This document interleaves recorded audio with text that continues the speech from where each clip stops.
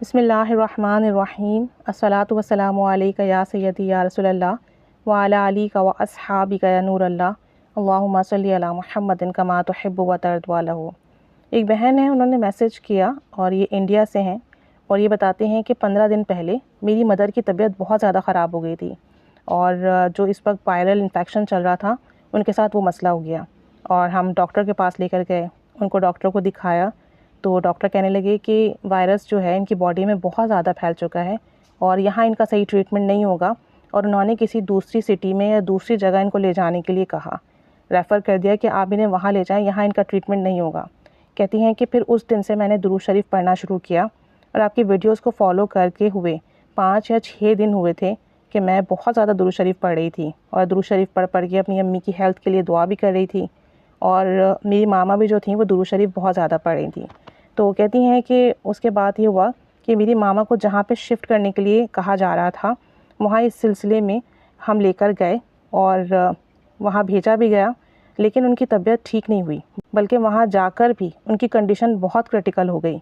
और जो है हम मज़ीद चांस नहीं ले सकते थे। हम बहुत परेशान थे और डॉक्टर्स एक तरीके से हाथ नहीं रख रहे थे, सही से ट्रीटमेंट भी नहीं दे रहे थे। फिर कहती हैं कि अल्लाह का बड़ा करम हुआ दुरूद शरीफ पढ़ने की बरकत से कि मेरी कज़न, मेरे जो खाला का बेटा था, अल्लाह का बहुत करम हुआ, अल्लाह का बहुत फजल हुआ दुरूद शरीफ पढ़ने की बरकत से कि मेरा जो कज़न है, मेरी खाला का जो बेटा है, वो वहाँ हॉस्पिटल में आया और वहाँ का जो स्टाफ था उनसे मिला और जो मेरी अम्मी के वहाँ टेस्ट हुए थे, जो रिपोर्ट्स थी उनको वहाँ से उसने कलेक्ट किया और चुपचाप किसी से भी कहे बगैर वहाँ से निकल गया और अपने डॉक्टर्स को उसने वहाँ जाकर दिखाया, जिससे भी उनका लिंक होगा, अप्रोच होगी, वहाँ जाकर मेरी अम्मी के टेस्ट दिखाए, एक्सरे जो थे वो भी दिखाए।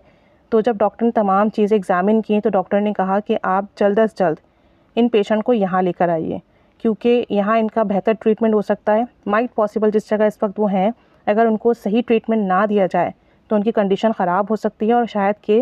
वो जो है अपनी ज़िंदगी से भी हाथ धो बैठें। तो कहते हैं कि मेरे कज़न फ़ौरन आया और बग़ैर वक्त ज़ाया किए उन्होंने जो है डिस्चार्ज किया मामा को वहाँ से, जो भी ड्यूज़ वगैरह थे वो क्लियर किए और इनका ट्रीटमेंट दोबारा से शुरू हुआ। जहाँ इनके डॉक्टर ने बताया था इनको वहाँ लेकर गए और अल्हम्दुलिल्लाह सुम अल्हम्दुलिल्लाह अब मेरी अम्मी बहुत बेहतर हैं और दुरूद पाक पढ़ने की बरकत से ये तमाम हुआ। कहती हैं कि मेरी अम्मी और मैं, हम दोनों ही कसरत से दुरूद शरीफ पढ़ते रहे और हमने 10 दिन लगातार दुरूद पाक पढ़ा, जिसकी वजह से अल्लाह ताला ने मेरी मदर को नई ज़िंदगी अता फ़रमाई और जो उनकी बीमारी का मसला था, जो भी वायरस था, वो जो उनकी बॉडी में फैल रहा था, अल्हम्दुलिल्लाह सुम अल्हम्दुलिल्लाह वो चीज़ बेहतर हुई और अब मेरी अम्मी बहुत बेहतर हैं पहले से। और कहती हैं कि हमने इन दिनों अनलिमिटेड दुरूद शरीफ पढ़ा, क्योंकि मेरी अम्मी की कंडीशन इतनी ख़राब थी कि ऐसा लगता था कि मेरी अम्मी दोबारा ठीक नहीं हो पाएंगी। और कहती हैं कि मैंने 10,000 मरतबा दुरूद शरीफ पढ़ने की नियत की हुई थी 3 दिन में। तो कहती हैं कि अब मेरा वो मुकम्मल हो जाएगा तो इंशाअल्लाह ताला मैं अपने दूसरे मकसद के लिए दुरूद पाक पढ़ना शुरू करूँगी।